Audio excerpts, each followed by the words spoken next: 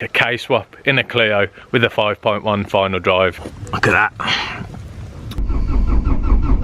But that is so short, and what it offers in comparison to a KPRO. So what sort of power do you think we're looking? We should definitely see.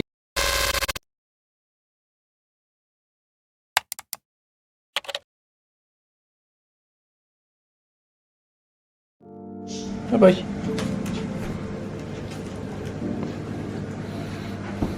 Say bye, Misty. Say bye. Welcome back to another episode of Geared, and this is part 4 of my K20 Clio 182. If you haven't watched the other videos, make sure you watch them before you watch this one. The last time I seen the Clio was in November and we're now in March, so it has taken a bit of time to get to this point, but things have had to be produced, custom made, so it does take a while, and I know people are getting a little bit frustrated because they want to see it, but good things take time, so that's my motto really. So thank you for bearing with me, but today we're actually going up to street races in Leicester, and they're going to be installing the wiring and the ECU, which I'll go more in depth later on in the video. Now, over the last month or so, I launched Geared Gear. If you haven't had a look at that yet, make sure you do on the link below. So we're now providing, we've got hoodies in stock at the moment. The t-shirts literally sold out within a few days, so thank you so much for all the support, and I'm hopefully going to get another batch in a couple of months when it is the summer. But for the meantime, we've got these hoodies in stock, and we've got some grey track day long sleeves. These are really good because obviously being on a track day you need to have your arms covered. Not many people wear a long sleeve, so I thought, why not just give it a bash, and they have been selling really well. So if you are interested in that, make sure you click the link Geared Gear and process that online. But thank you very much for all the orders so far. As well as that though, we got some stickers, and I will show you this on my Astra 888, which is right in front of me, so I'll just spin the camera around. There she is. I mean, for a daily, it's really nice, apart from it being black. Now, problem with black cars, as you probably know, you wash them and then the next day or two they are absolutely gopping again. Lovely, but we got a nice sealant on it, and these are the stickers that I was on about. Nice, small and subtle, and they're on a transparent background.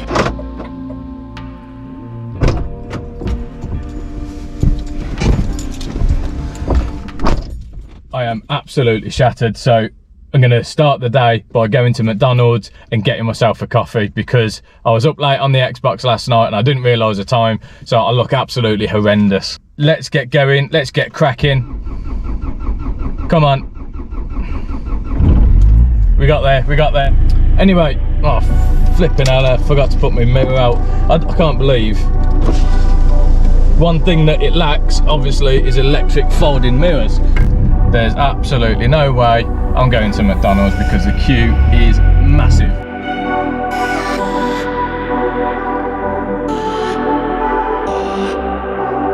It is now here at Street Racers. I am absolutely buzzing.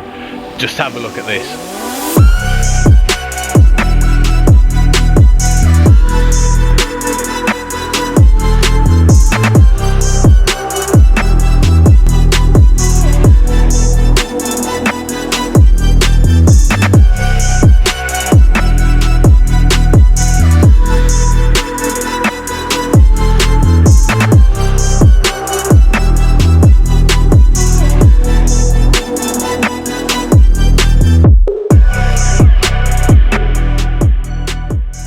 So the reason why we're at Street Racers is it's going to have an ECU put in, but not a normal one and not a KPRO. This one is going to have a max ECU, which is a standalone ECU, which will hopefully make the Renault and Honda match up, so everything can work, such as the ABS and hopefully the Renault clocks.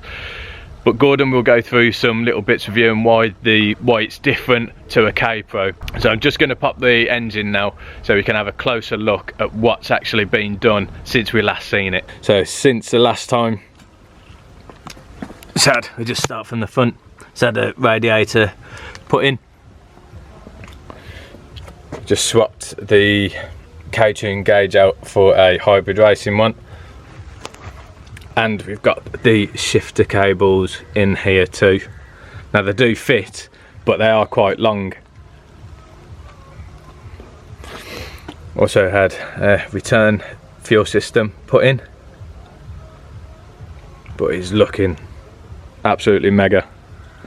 We've also put the black lights in, just normal ones, so we'll do away with the xenon. So I will take these off. These are for the headlight washers, and we'll get some blanks put on them. Another thing that we're going to do at the front is change these fog lights and get some brake ducting in there for the front, and then we get the grills painted in satin black so it looks a bit better. Yeah, what Gordon is going to do is going to do all the wiring, tidy it up and make it run that standalone max ECU. Calipers are on now. PBS brakes, needs bleeding, the system does. They are very spongy, but I quite like the standard look. It looks good. Am I going to ruin it if I put half a cage in, or do we like how it sits now, or do we? I don't know. Let me know what you think. So inside, pretty standard still.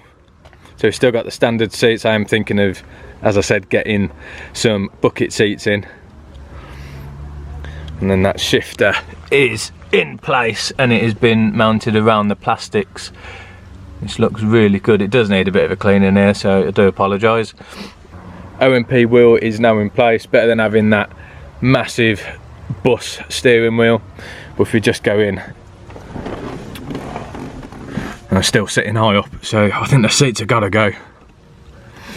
But shifter wise, I had a little go earlier, but that is so short. That's 3rd to 4th. I mean, I can still adjust it for a second. Mega. Yeah, them cables make all the difference as well. I mean, I had the V2 shifter in my EP3 and it just made a world of difference having the shifter in, and then when the cables got changed as well, it was even better. Loving it, loving it. So moving on to the back.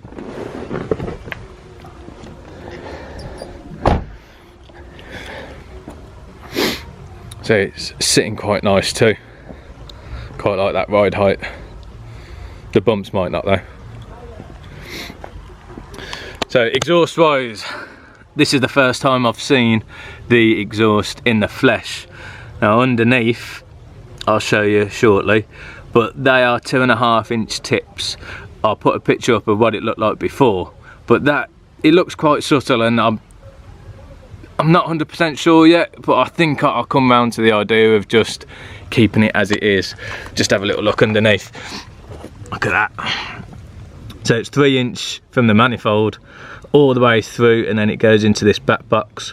So it's 3-inch into the back box, and then 2.5-inch pipes, outlet pipes to here. So what we'll do now, we're going to Gordon so he can explain a little bit more about the Max ECU and what it offers in comparison to a KPRO and why it is good, and hopefully we can get everything working. Okay, so Gordon is out here now. So hello Gordon. You all right? So we're just explaining that we're not going to do a KPRO on this one, so we're going to go with the Max. Which Max ECU is it? We're going to go for the Max Sport. Okay. It's much better for going fly-by-wire. Which we're going to do in this case because we're going to use the Renault pedal. Okay. It's obviously going to be much better than the KPRO with having wideband built in. We can add oil pressure, fuel pressure, obviously fly-by-wire. Yeah. We can give you traction control, get your clocks working. Yeah. Hopefully. Hopefully your ABS working. Yeah. Hopefully. Yeah. Map switches. You know, it just gives you a far good bigger scope. Yeah. So compared to the KPRO, there's a lot more that you can do to a Max ECU. Yeah, definitely, yeah. So you're saying that like the tables that are actually built in? Yeah, way bigger than a lot of ECUs that you can get on the market now, especially bigger than a KPRO. Yeah. We can go 4D, so you can have map up behind map. So it's, yeah. Okay. So we're going to stay NA with this one at the moment, although people keep trying to talk me into force induction. But what sort of power do you think we're looking at keeping? Because we're going to keep the standard inlet at the moment. So what sort of power do you think we're looking? We should definitely see around the 230s. Yeah. It'd be nice if we can get sort of 235. Yeah. I think after that you'll be definitely needing an inlet. Yeah. So that's what we were talking about, possibly having a Skunk 2 street inlet, is it? Yeah, Ultra Street. Ultra Street. So that should flow a lot better. Yeah, you should definitely get into the 240s then. Yeah. And then if you go dropping cams, you can start going to 250s. More money, more money. We were talking about having ITBs, and the price of ITBs is extortionate, and you're saying that compared to like decent intake, you're not talking a massive amount of power. Yeah. Especially for track. Less maintenance with having an intake for track. Throttle bodies start, you know, one goes out that you start run rough on a track day or a race day. Yeah, it's just not what you want. Yeah, wicked. Thank you, Gordon. Okay. I shall hopefully see you on mapping day. Yeah. If we can get down for that, but that'd be mega. Nice one. Thank you. All right, no problem. So we're going to leave it here and let Gordon work his magic, and hopefully we'll be back up soon to see it getting mapped. I'm absolutely buzzing for that. I can't wait to hear it, and I can't wait to actually drive it to see the difference of what it's going to be like. A K-swap in a Clio with a 5.1 final drive should be pretty mega. But I hope you did enjoy the video, and I'll catch you in the next one. Cheers.